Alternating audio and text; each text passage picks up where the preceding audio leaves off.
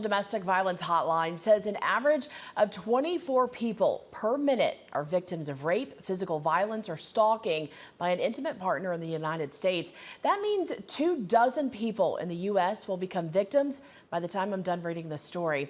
October is Domestic Violence Awareness Month. Tonight, the organization Safe Place Siouxland hosted a vigil to remember domestic violence victims. Organizers say the purpose is to share resources and provide support for those who may feel like they don't have anyone to help them. Tonight, the organization asked Taffy Zelli to speak. Zelli's stepdaughter, Sarah, was murdered by her boyfriend in 2022 in an act of domestic violence. During the vigil, a portion of Sarah's 911 call was read. During that call, Sarah was shot and later died. Zelli says it's important to share her stepdaughter's story to keep it from happening to other families.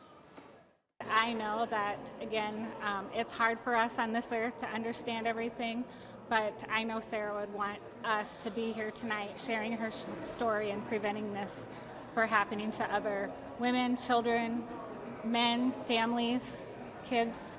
You know, it can happen to anybody. The vigil ended as people walked around the block in downtown Sioux City in remembrance of the victims. Zelli had a message for the Siouxland community. If you see something, say something.